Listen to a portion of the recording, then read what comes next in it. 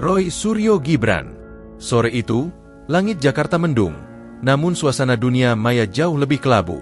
Sebuah pernyataan kontroversial dari Roy Suryo kembali menggelegar di platform X. Dalam cuitannya, ia menyeratkan bahwa ijazah Presiden Jokowi tak lebih dari karya seni fotokopian yang rapi, lengkap dengan analisa teknis seolah ia tengah membedah lukisan palsu. Tak pelak, opini publik kembali terbelah. Ada yang setuju, tapi tak sedikit yang menganggap Roy hanya cari panggung di tengah tenggelamnya karir politiknya. Di sebuah podcast yang tayang malam itu, Roy tampil penuh percaya diri. Ia duduk tenang, memegang setumpuk dokumen yang ia klaim sebagai bukti-bukti kejanggalan. Saya bukan menuduh, saya hanya mengajak publik berpikir. Kalau ada ijazah asli, tunjukkan. Jangan bersembunyi di balik kata-kata normatif, ucapnya, sembari melirik kamera dengan senyum sinis. Nada suaranya lirih, tapi menusuk. Namun yang mengejutkan, bukan istana yang pertama kali merespons. Esok harinya, di tengah kunjungan ke pasar tradisional, Gibran yang tengah berbincang dengan pedagang, secara tiba-tiba dikerubungi wartawan. Salah satu jurnalis memberanikan diri bertanya, "Mas Gibran, Roy Suryo minta Presiden tunjukkan ijazah aslinya, tanggapan Anda?" Gibran berhenti menandatangani nota, menatap lurus kamera, dan menjawab tanpa ragu. "Saya tantang Mas Roy untuk debat terbuka. Ijazah bapak saya akan saya bawa sendiri. Kalau saya bisa buktikan keasliannya, berani nggak beliau puasa medsos selama 1 tahun?" Kalimat itu terekam sempurna dan langsung meledak di semua platform sosial. Dalam waktu 1 jam, debat ijazah menduduki posisi teratas trending topik. Tak sedikit netizen yang menyebut ini sebagai pancingan berkelas dari anak Solo. Roy Suryo, seperti sudah menantikan momen itu, langsung menyambut tantangan tersebut. "Saya siap, debat dimanapun, kapanpun. Tapi jangan pakai dokumen hasil scan ya," balasnya dengan nada mengejek. Namun dari raut wajahnya, tersirat ada kegamangan. Ia tahu, ini bukan lagi sekadar debat biasa. Ini adalah pertarungan kredibilitas di panggung nasional. Stasiun televisi berlomba menyiapkan panggung debat. Bahkan Najwa Shihab menyatakan kesediaannya menjadi moderator jika keduanya sepakat. Ketegangan merambat dari layar kaca ke obrolan warung kopi. Semua orang membicarakan hal yang sama. Siapa yang akan keluar sebagai pemenang, sang penggugat atau sang pewaris? Di Solo, Gibran tetap tenang. Di balik layar, ia sudah menghubungi pihak kampus, para saksi hidup, bahkan mengarsip semua dokumen penting dari masa kuliah ayahnya. Tak hanya itu, ia juga menyiapkan koper tua peninggalan ayahnya yang berisi dokumen asli, barang yang selama ini tidak pernah disentuh publik. Sementara itu, Roy mulai dihantui kecemasan. Ia menyadari, jika Gibran benar-benar membawa bukti autentik dan saksi hidup, maka karirnya sebagai komentator politik bisa tamat di meja debat. Tapi harga diri membuatnya terus maju. Baginya, ini bukan lagi soal ijazah, tapi pertarungan terakhir menjaga sisa popularitas. Media mulai memberitakan duel ini layaknya pertarungan besar. Debat Gibran versus Roy, ijazah di ujung pedang. Begitu salah satu headline di media online berbunyi. Ibarat dua pendekar, keduanya sedang menyiapkan jurus pamungkas. Namun hanya satu yang akan berdiri setelah panggung itu usai. Dan pada malam yang ditentukan, seluruh negeri bersiap menyaksikan panggung debat yang mungkin akan menjadi momen paling menentukan dalam sejarah perdebatan politik digital Indonesia. Malam itu, sorot lampu studio televisi nasional menyala terang. Ruangan disulap menjadi arena debat bergengsi. Kursi penonton penuh sesak, dan jutaan mata tertuju ke layar kaca di rumah masing-masing. Debat bertajuk, Transparansi dan Kebenaran, antara fakta dan fitnah, menjadi siaran langsung paling ditunggu dalam 1 dekade terakhir. Aroma adu argumen sudah menguap ke udara sebelum acara dimulai. Gibran datang tanpa pengawalan berlebihan. Ia hanya didampingi satu staf muda dan membawa koper coklat tua, yang kini menjadi simbol ketenangan dan kesiapan.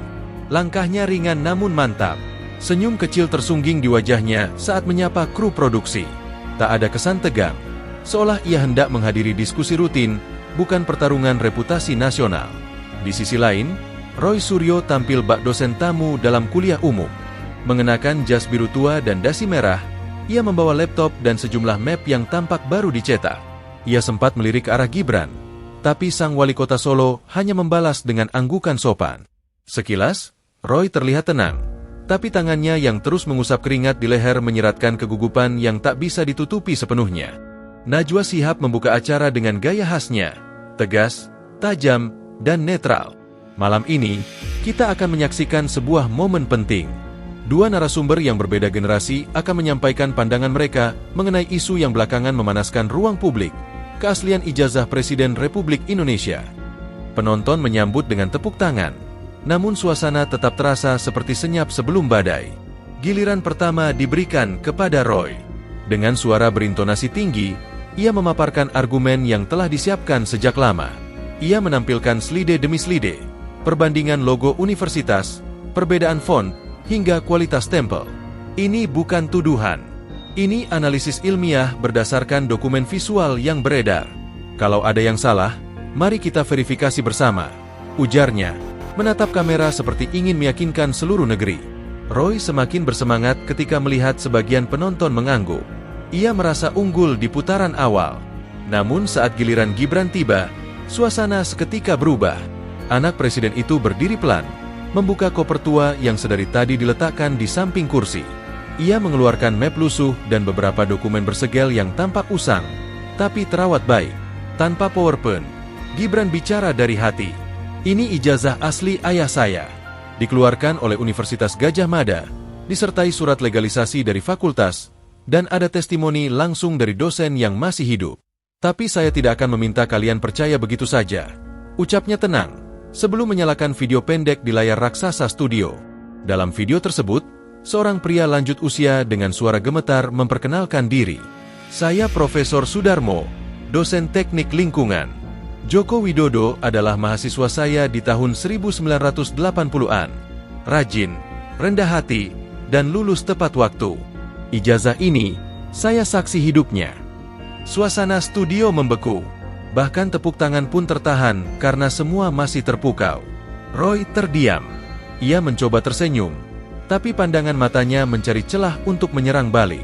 Namun sebelum sempat menyusun narasi baru, Gibran mengeluarkan dokumen lain, surat arsip dari universitas, lengkap dengan barcode yang bisa diverifikasi secara daring. Ini akses digital dari arsip kampus. Siapapun bisa cek. Tidak perlu percaya saya, percaya data, katanya dengan mantap. Najwa mempersilakan Roy merespons. Namun kali ini, sang penggugat tak seberani tadi. Teknologi sekarang memungkinkan semua direkayasa. Bisa saja ini deepfake atau semacamnya, ucapnya, terdengar tak sekuat sebelumnya. Sontak sebagian penonton berdecak, dan seorang jurnalis senior di barisan belakang menggeleng pelan. Gibran tak membalas dengan kata-kata pedas. Ia hanya berkata, kalau semua bukti digital bisa dicurigai palsu, lalu apa yang bisa dipercaya? Saksi hidup pun Anda ragukan? Jangan-jangan, Mas Roy cuma percaya suara hati sendiri. Kalimat itu mengendap di ruang debat, tajam namun tanpa amarah. Penonton akhirnya meledak dalam tepuk tangan panjang. Debat malam itu belum berakhir, tapi arah angin telah berubah. Panggung yang semula milik Roy perlahan direbut Gibran, bukan dengan serangan, tapi dengan ketenangan dan bukti nyata. Dan di balik koper tua yang sederhana, tersimpan sejarah yang akhirnya bicara lebih lantang daripada spekulasi siapapun. Studio mulai terasa sesak meski AC bekerja maksimal. Sorot mata para penonton kini tak lagi tertuju pada Roy, melainkan pada Gibran yang masih berdiri tenang. Koper coklatnya terbuka lebar di meja kecil. Aura kemenangan mulai melingkupinya, meski ia belum mengucapkan satu kalimat pun lagi sejak penampilan video saksi hidup itu. Suasana berubah dari adu argumen menjadi pertunjukan kebenaran yang tidak bisa disangkal. Roy Suryo mencoba bangkit dari tekanan. Ia mengangkat tangannya, meminta waktu tambahan untuk menjelaskan kembali poin-poin teknis yang sempat ia paparkan di awal. Saya tidak menyerang pribadi. Saya bicara soal akurasi dokumen. Ada hal-hal ganjil yang harus diklarifikasi, katanya, mencoba terdengar netral. Tapi penonton sudah tak seantusias sebelumnya. Gibran menyela dengan sopan. Mas Roy, justru karena itulah saya hadir di sini. Semua hal yang Anda anggap ganjil sudah saya jawab malam ini. Tapi kalau semua sudah dijawab dan Anda masih menolak, saya jadi bertanya, apakah ini soal bukti atau soal ego? Kalimat itu bukan serangan langsung, tapi cukup untuk membuat Roy menunduk sepersekian detik. Najwa, sebagai moderator, tampak menahan keterkejutannya. Ia sudah lama menjadi saksi debat-debat panas, tapi malam ini berbeda. Yang dibuktikan bukan sekadar data, tapi integritas. Ia mempersilakan Gibran menutup sesi debat dengan pernyataan akhir. Lampu sorot perlahan meredup, menyisakan pencahayaan lembut di wajah Gibran yang berdiri tegap. Sejak awal saya tahu, tuduhan ini bukan hanya menyerang ayah saya, tapi juga menyerang kepercayaan publik pada institusi. Saya datang bukan hanya untuk membela nama keluarga, tapi untuk menunjukkan bahwa kita tidak boleh membiarkan narasi bohong terus tumbuh tanpa lawan. Ucapnya, nada bicaranya naik setingkat, penuh keyakinan. Lalu, dengan langkah pelan, ia mengeluarkan satu benda terakhir dari koper, sebuah foto tua berbingkai, memperlihatkan Jokowi muda bersanding dengan teman-teman kuliahnya di depan gedung kampus. Ini mungkin bukan dokumen resmi, tapi ini kenangan yang tidak bisa dimanipulasi. Kalian lihat wajah itu? Itulah orang yang hari ini kalian ragukan tanpa dasar. Penonton hening. Bahkan Roy, yang semula hendak membuka laptop lagi, membatalkan niatnya. Ia menutup mapnya dengan pelan, seperti menyadari bahwa ia sedang menapak di tanah yang kian goyah. Ia memaksakan senyum, tapi wajahnya jelas menyiratkan rasa kalah yang tak bisa lagi disembunyikan. Malam itu, media sosial meledak. Klip Gibran memegang foto tua itu tersebar di seluruh penjuru dunia maya. Netizen menyebutnya sebagai momen paling jujur dalam politik Indonesia. Bahkan para kritikus yang biasanya sinis terhadap keluarga Jokowi, kali ini mengakui keberanian Gibran. Bukan karena ia anak presiden, tapi karena ia berani tampil dengan bukti, bukan amarah. Roy Suryo memilih keluar dari studio lewat pintu belakang. Ia tidak menunggu sesi foto, tidak menjawab pertanyaan wartawan. Dalam mobilnya yang melaju meninggalkan gedung, ia termenung. Bukan karena kalah dalam debat, tapi karena akhirnya ia menyadari, kebenaran bukan sesuatu yang bisa dipelintir selamanya. Gibran, di sisi lain, justru tak tampak bersorak atau bangga. Ia hanya menyimpan kembali foto itu ke dalam koper, menutupnya rapat, lalu mengangguk kecil kepada Najwa. Terima kasih sudah memfasilitasi ruang yang adil. Selebihnya, biarkan publik yang menilai, katanya sebelum meninggalkan panggung.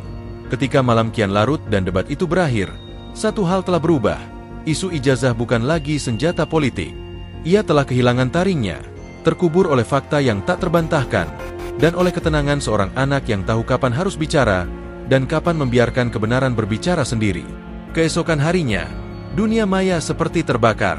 Tagar ijazah asli bukan rekayasa menjadi trending topik global. Potongan video Gibran saat memegang foto kenangan masa kuliah sang ayah menjadi simbol perlawanan terhadap politik kebencian yang berbasis asumsi. Warganet ramai-ramai membandingkan sikap tenang Gibran dengan gestur Roy yang terguncang. Reaksi publik tak sekadar apresiasi. Ini adalah gelombang pembelaan terhadap nalar dan fakta. Di ruang redaksi berbagai media besar, rapat editorial berubah jadi forum refleksi. Beberapa media yang sebelumnya memberi panggung pada narasi kecurigaan mulai menarik mundur pemberitaan lamanya. Editor senior Kompas bahkan menulis kolom berjudul "Ketika Fakta Menampar Prasangka Sendiri", yang dengan elegan mengakui bahwa media pun pernah hilaf terbawa arus spekulasi. Sementara itu, ruang-ruang obrolan elit politik mulai goyah. Beberapa politisi yang sebelumnya diam, atau bahkan menyindir Jokowi secara tersirat, kini mulai berhitung ulang. Mereka sadar, menyerang ayah Gibran justru bisa menjadi bumerang politik. Seorang ketua partai tua bahkan dikabarkan memanggil staf medianya untuk membereskan semua unggahan lama sebelum publik mencium sikap ambigu mereka. Namun tak semua menerima kekalahan dengan legawa. Di balik layar, segelintir elit yang dulu mendorong Roy tampil mulai menyusun strategi baru. Mereka tidak suka kalah, apalagi di depan kamera. Dalam sebuah pertemuan terbatas, mereka membahas bagaimana mematahkan momentum Gibran sebelum simpati publik berbalik menjadi dukungan politik yang serius. Kalau dibiarkan, anak ini bisa jadi lebih dari sekadar wali kota, ujar seorang tokoh senior dengan nada serius. Gibran sendiri tetap tenang. Ia menolak semua undangan wawancara pasca debat. Ketika ditanya wartawan, ia hanya menjawab pendek, "Saya bukan selebritas. Saya hanya ingin meluruskan sesuatu." Tapi justru dari sikap itulah, popularitasnya melonjak. Ia dianggap sebagai sosok yang tidak haus panggung, sesuatu yang langka di tengah hiruk-pikuk politisi era digital. Najwa Shihab, dalam edisi Catatan Najwa, minggu itu, menulis refleksi tajam. Apa yang dilakukan Gibran bukan hanya pembelaan pribadi. Ia menegakkan sesuatu yang lebih besar, bahwa politik tak boleh menjauh dari etika. Bahwa menyerang tanpa dasar, meski populer, tetaplah salah. Tulisan itu dibaca jutaan orang dan menyulut gelombang empati yang lebih luas lagi. Roy Suryo memilih bungkam. Akun media sosialnya sunyi, kolom komentarnya dibanjiri sindiran, bahkan dari pengikut setianya. Sebuah petisi online menuntutnya meminta maaf secara terbuka, dan dalam hitungan hari, dukungan mencapai ratusan ribu tanda tangan. Ia yang dulu rajin muncul di berbagai acara, kini lebih banyak berada di balik layar. Meski begitu, Gibran tetap waspada. Ia tahu, gelombang balik bisa mengangkat, tapi juga bisa menjatuhkan bila tak hati-hati. Ia memperkuat tim hukumnya, bukan untuk menyerang balik, tapi untuk mengantisipasi jika ada upaya pelintiran baru. Ia juga mulai membatasi ruang publikasi, memilih hanya berbicara jika benar-benar penting. Di internal istana, Presiden Jokowi hanya tersenyum kecil saat mendengar kabar debat itu. Ia tidak mengeluarkan pernyataan resmi. Namun, seorang staf senior membocorkan bahwa Jokowi sempat berkata kepada ajudannya, anak itu sudah bisa jalan sendiri, dan dia tidak perlu ayahnya untuk melindunginya. Dampak debat itu tak berhenti di publik dan media. Di kampus UGM, mahasiswa mengadakan diskusi terbuka bertajuk Etika Publik dan Fitnah Politik. Di berbagai daerah, anak muda mulai bicara tentang pentingnya klarifikasi berbasis data, bukan opini viral. Sesuatu telah berubah, bukan sekadar persepsi terhadap Gibran, tapi terhadap cara publik menilai kebenaran. Gelombang balik itu bukan hanya kemenangan Gibran, tapi pukulan telak bagi pola lama dalam politik Indonesia. Sebuah pertanda bahwa publik ini tak mudah dibohongi, dan bahwa kadang, cukup satu orang tenang untuk menenggelamkan 1000 suara gaduh. 2 pekan berlalu sejak debat meledak di jagat nasional. Namun riaknya belum juga surut. Nama Gibran menjadi bahan pembicaraan, dari warung kopi di Solo hingga ruang strategis di Jakarta. Namun justru ketika sorotan tertuju padanya, Gibran mengambil langkah yang mengejutkan banyak pihak. Ia menolak seluruh undangan politik, menunda agenda-agenda media, dan kembali ke Balai Kota Solo tanpa seremoni. Keputusannya memicu tanya. Beberapa mengira ia akan menggunakan momentum untuk melesat ke panggung nasional. Tapi justru dalam diamnya, Gibran mengirim pesan paling keras, bahwa kebenaran tidak harus selalu dibayar dengan ambisi. Ia memilih melanjutkan tugasnya sebagai wali kota, membenahi drainase, mengontrol harga sembako, dan bertemu warga di pasar tanpa kamera. Saya hanya menjalankan kewajiban saya, ucapnya singkat saat ditanya seorang jurnalis. Namun di balik kata-katanya yang sederhana, publik melihat sesuatu yang lebih dalam, keteguhan karakter yang dibangun bukan oleh pencitraan, tetapi oleh prinsip. Sementara itu, Roy Suryo muncul di kanal YouTube pribadinya. Dalam video berdurasi singkat, ia menyampaikan klarifikasi. Bukan permintaan maaf, melainkan narasi baru, bahwa debat tersebut hanya bagian dari eksperimen publik soal verifikasi. Namun publik tak lagi memberi ruang. Video itu banjir dislike dan komentar tajam. Kali ini, narasi tidak bisa lagi dibentuk di atas keraguan palsu. Di antara semua reaksi, yang paling diam justru Presiden Jokowi. Ia tetap tak bersuara. Namun publik mencatat bahwa saat upacara Hari Pendidikan Nasional, ia mengenakan alma mater UGM. Isyarat yang tak butuh kata-kata, tapi cukup jelas bagi mereka yang mencermati. Di balik layar, para elit mulai menyesuaikan arah angin.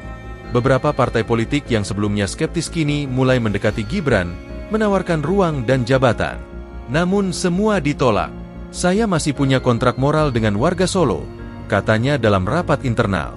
Keputusannya bukan hanya menegaskan kesetiaannya pada rakyat, tapi juga memperlihatkan bahwa ia tak bisa digerakkan oleh janji kosong. Najwa Shihab mengakhiri rangkaian edisi spesial dengan satu kalimat di akhir programnya.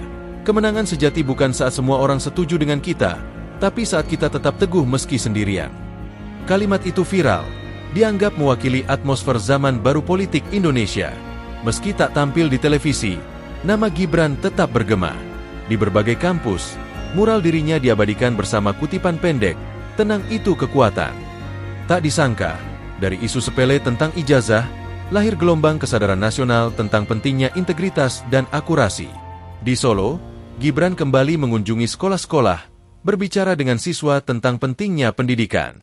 Di salah satu kesempatan, ia berdiri di depan anak-anak SD dan berkata, "Ijazah itu penting, tapi kejujuran lebih penting.